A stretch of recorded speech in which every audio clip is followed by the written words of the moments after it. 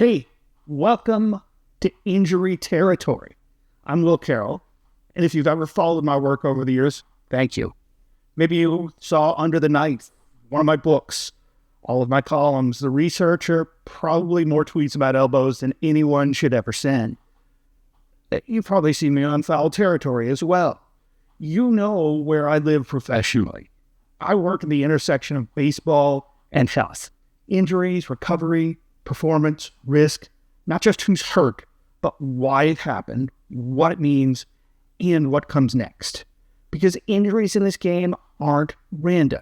They feel random. They get talked about like bad luck.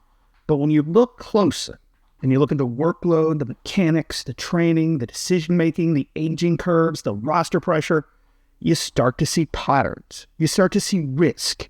Once you see risk, you start to understand the game a little bit differently.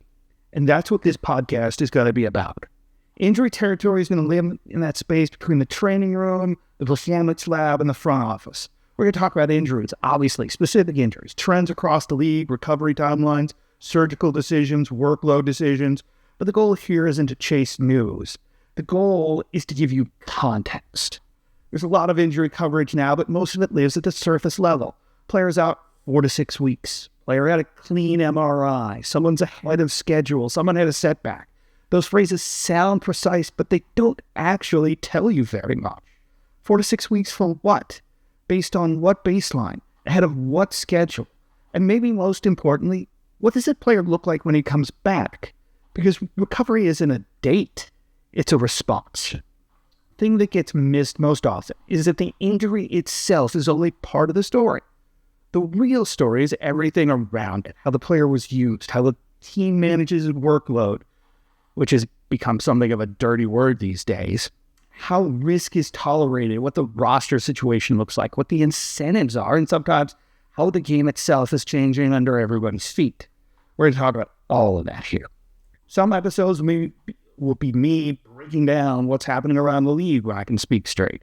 There'll be trends in hamstrings, what's going on with velocity, why certain injuries cluster, like Tommy John at the start of the season, what teams are actually watching that you don't see on the broadcast. Some episodes will go deeper into the decision-making side, return to play risk, rehab strategies, how organizations balance performance against durability and resilience, and why the difference between ready to play and ready to perform matters more than most people realize. Big part of this show is going to be conversations with people who actually work in the space, not just the media voices, the people in the room, athletic trainers, physical therapists, strength coaches, biomechanists, surgeons, performance directors, analysts, agents, even some players. These are the people making the real decisions when the cameras are off and the margin for error is small, and you don't often get to hear from them because they are often allowed to talk. If you really want to understand injuries, you have to understand the ecosystem around them. This is a game of availability as much as ability. And the organization that manages that ecosystem best usually end up with a big advantage. Because one of the things you're going to know about this show, we're going to really respect uncertainty. Medicine isn't math and recovery isn't linear. There are probabilities, there are ranges, there are responses and reactions. There are very few guarantees. If you're looking for certainty, this isn't the place.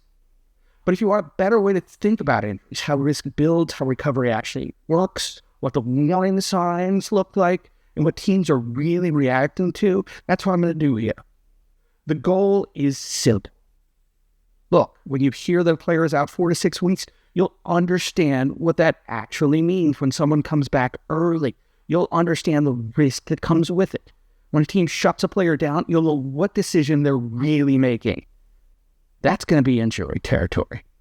So let's get into today's first segment.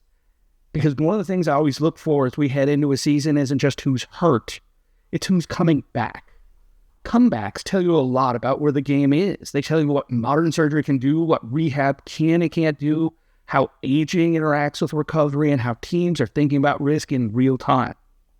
Some players are coming back from injuries, some players are coming back from surgery, and some are just trying to come back from the combination of injury history, workload, age, and the reality that the game just doesn't slow down no matter how big a star you are. And with comebacks, the question isn't just, can they return? The real question is, what is success? What does that success actually look like? Is it a full season? Is it 150 innings? Is it velocity returning of command? Is it availability without performance loss? Because in this game, the best ability is availability. Today, I'm going to walk through 10 players who are firmly in comeback territory, different injuries, different timelines, different levels of risk, and we'll talk about what the indicators are, what to watch for, and what a realistic outcome absolutely looks like. Let's start with the first one, the biggest name, Aaron Judge. Just because Aaron Judge hit well last year, that doesn't mean that flexor strain isn't very firmly on the radar.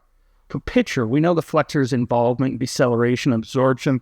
That phase of pitching is predictive, though we still don't know why. The worst case for Judge is that he's stuck at DH, but Giancarlo Stanton still exists, and there's no indication the Yankees are going to Bryce Harper Judge this spring. Remember, Harper moved to first base, but he had to DH right after that injury. It's not the worst idea, mind you. Judge did play pretty well with his adjustments to throwing, and with an offseason rest and rehab, it should help. Now, at the plate, it means nothing. The elbow's not really involved, so there's no upside here, which is something I've seen others discuss. He's not going to become a better hitter because the flexor strain shouldn't be a problem. Maybe there's a psychological thing. Maybe he just sees pitches better this year. But remember, this injury itself is going to be about what he does in the field and how the players have to adjust around him, rather than any adjustment he has to make at the plate. Another big one for the Yankees, and this isn't going to be Yankee territory, I promise, is Anthony Volpe. He had his left shoulder labrum repaired. He was clearly off in 2025, but he's been consistent throughout the start of his career. He's never been a great hitter, but losing defensive value last year was just killer. Cut his WAR in half, made everybody look over at George Lombard Jr. and ask, is he ready? Volpe will probably get about half a season to show that it was an injury and that he went back to his previous level. Even then, Lombard's kind. Labrum surgery's come a long way in the last decade. It used to be 50-50 for pitchers, even less for position players, just because there weren't a lot of them. So Volpe does have a chance to come back, and it's a good chance, and get back to where he was. There is an outside chance he's comeback player of the year, though I might as well go to that third Yankee right now, and this is the one that I do think is going to be comeback player of the year, just because he's such a big star, and just because Gerrit Cole could make that big a difference to what the Yankees do this year.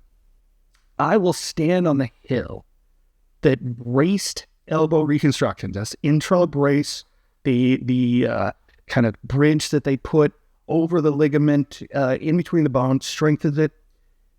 In every other sport, it makes for quicker rehabs, whether it's knees or ankles, whether it's shoulders. Even in baseball, thumbs, which were one of the first things they used it for. You can say Mike Trout coming back in nearly a month.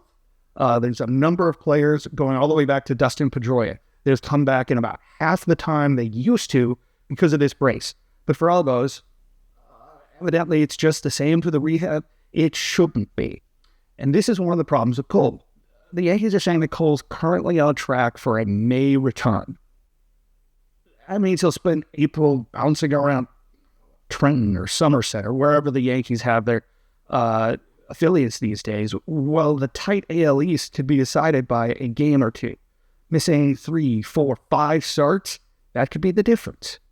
If he looks good in spring, what's the difference between 4 short starts in March in a completely controlled situation, 4 starts in April against minor league competition? He's already throwing, he's already been medically cleared, and he's having full, relatively normal offseason. Remember this one. If the Yankees are just outside playoff position or just a game back of first place, they made a choice in January. I do still think, even if he does miss that month, Cole is probably the pick for comeback player of the year. Oh, did I say Yankees? One more. Clarke Schmidt, he's coming back from an elbow repair with internal brace again, and he's precisely the kind of player on precisely the kind of team to really push things. The Yankees have their lab, the gas factory, a lot of smart people who haven't really shown results. Doesn't make them bad. It doesn't make them dumb, but results do count. And this is a chance for them to really push a better player forward. If Schmidt takes a full year like Cole, why did they even use the brakes? If Frank Job's old classic Tommy John operation works, why complicate it?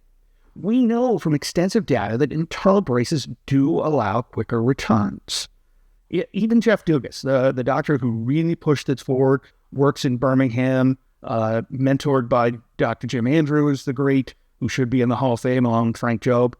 He's done it with return times in the months on lesser elbows, high school kids, college kids. So Schmidt should be able to come back in maybe not 6 months, but 9. That would be the start of the season, and a full season of Clarke Schmidt would be an absolute zero-cost upgrade for the Yankees. The Yankees could start off with 5 good starters, and with an early return of Carlos Rodon from his own bone spur removal, will make it even better. So by the time Cole is back, the Yankees will know if they've kept up with the Jays and the Red Sox and everyone else. But I'm telling you, the deciding factor will be how many starts they have to get from Warren, Hill, and Schlitter, because we can discuss, no insult to these guys, but Schmidt is, by all accounts, just a better pitcher. And having a better pitchers out there for more starts is what really makes the difference. Okay, let's finally get away from the Yankees and move over to yet another pitcher having yet another elbow reconstruction. Corbin Burnes. He was a big sign by the Diamondbacks and didn't last long. Let me make one thing clear. Tommy John surgery, we have to get away from that a little bit because Frank Job's miracle has been changed a little bit. There's all sorts of things now. Frank Job's surgery is technically an elbow reconstruction with the same side autograft.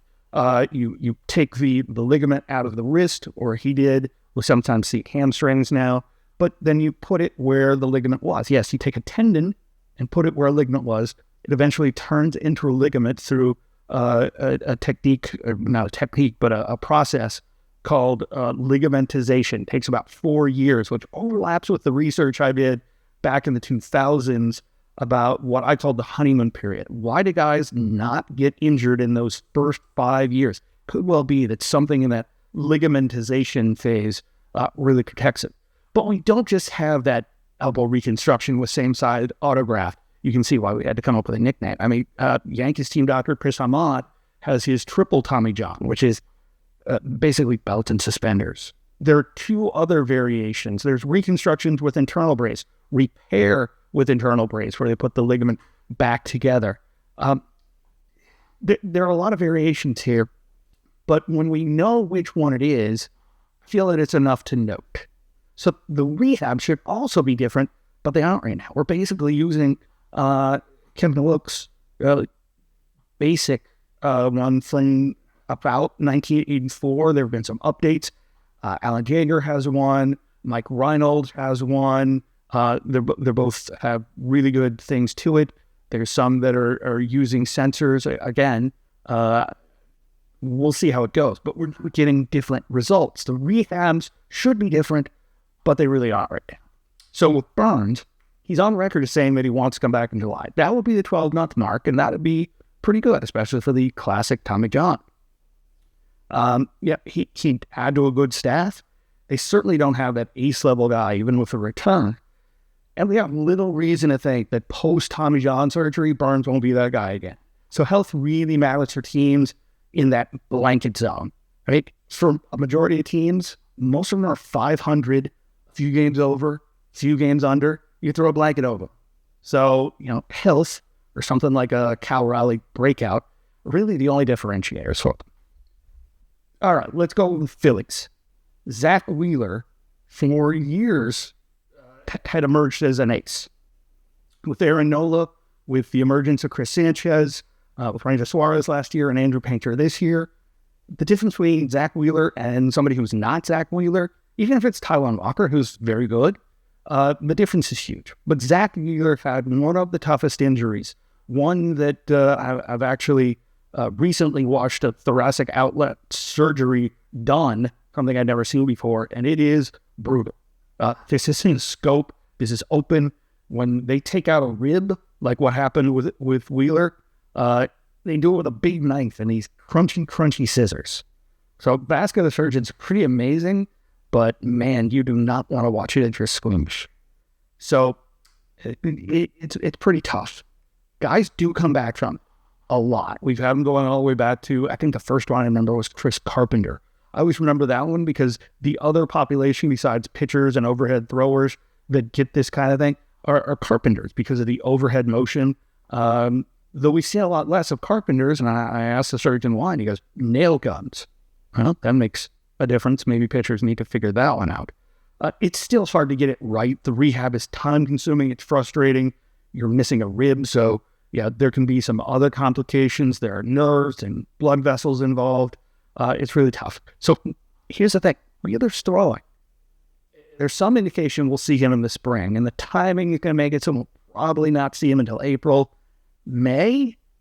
Maybe. Possible. Question is he back to normal? How deep are they willing to go with Andrew Painter? Yeah. How are they going to fill in before Wheeler's back? Because if Wheeler's back, and he's the Zack Wheeler we're used to seeing, huge difference. Well, let's talk about one more guy, and this is one I feel is being really misunderstood, and that's Ben Joyce, the hard-throwing reliever from the Angels. He had a shoulder labrum repair, and as I said, this is one that it used to be in the 2000s. You did not come back from it. Yeah, if you were pitching a horse, they would have shot you. But, here it is, 1926. That would be very different. 2026, no one thinks about these kind of things. And a lot of people are saying that he's going to miss the entire year. And this is crazy.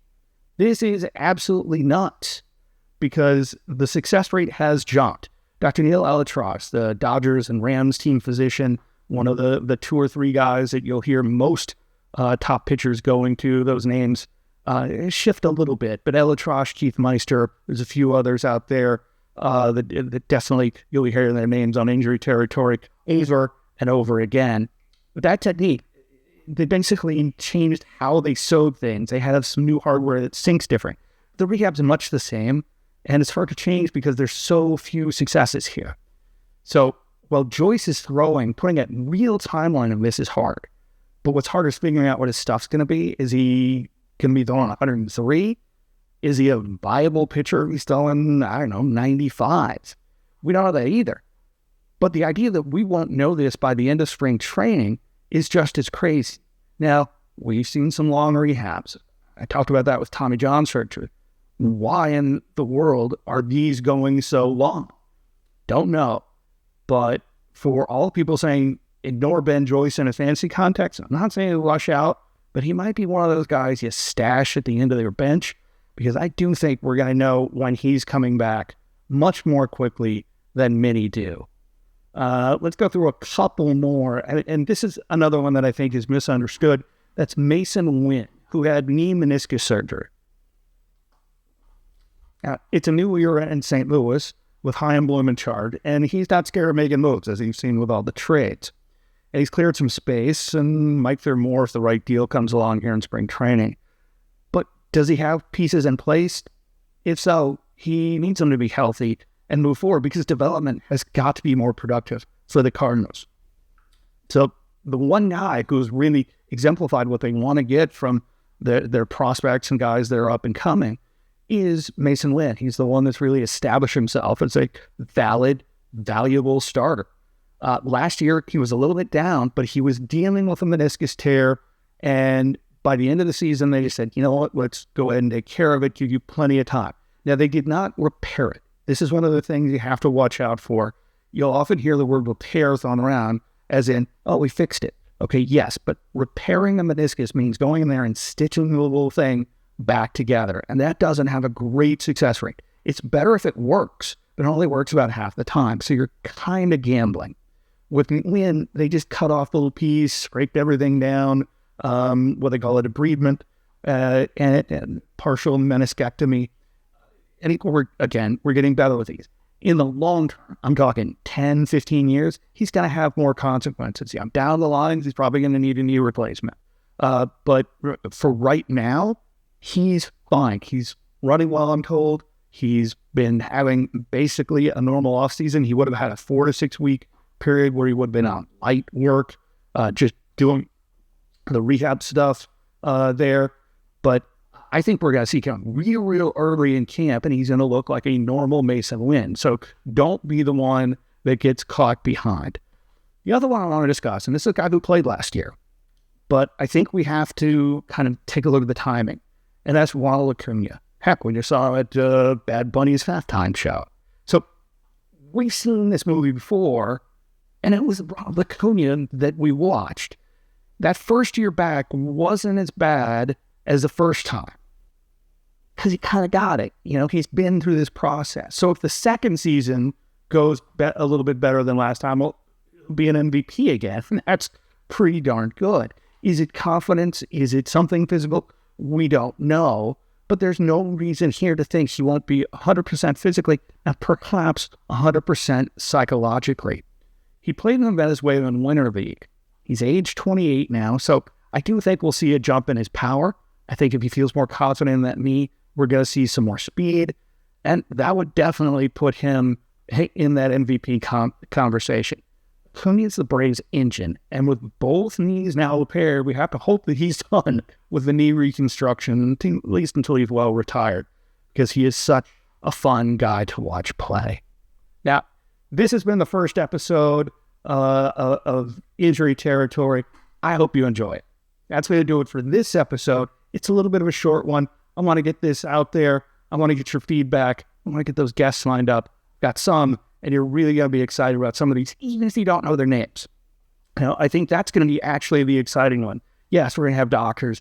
Yes, we're going to have some people you've heard of. But there's a lot of people behind the scenes that you really deserve to be hearing from. I wish teams would just let this out, but we're going to have to fight a little bit, convince people that it's okay to let people like physical therapists, athletic trainers talk, even the ones that aren't working with teams directly. So the one thing I always come back to is that injuries aren't the story. They're only part of the story. Every player is managing something. Every team is making risk decisions and workload decisions every single day. The difference between a good season and a great one often comes down to who stays on the field and who doesn't. We've seen injuries ruin seasons every single year. Part of it. It's why I do what I do. So if you take anything away from today, don't think in terms of timelines. Think in terms of risk, workload, and response. Recovery isn't some data like calendar you circle and hit. Sometimes, but not all the time. It's more a process. Sometimes the most important information is how a player looks after they come back, not when. So we'll keep tracking it. We'll keep teaching. Coming up on future episodes, like I said, we'll be talking with people who actually work in this space, people making the decisions that shape what you see on the field. Because if you want to understand the game, you have to understand availability. Look, if you enjoyed this episode and want to see more, make sure you subscribe, whether that's on YouTube, whether that's on whatever podcast platform you use. If there's a player, injury, or trend you want me to dig into, you can always find me at Under the Knife. That's undertheknife.substack.com, or I'm pretty easy to find with email. I'm Will Carroll. Thanks for being here. And remember, talent wins games, but availability wins season. This has been Injury Territory.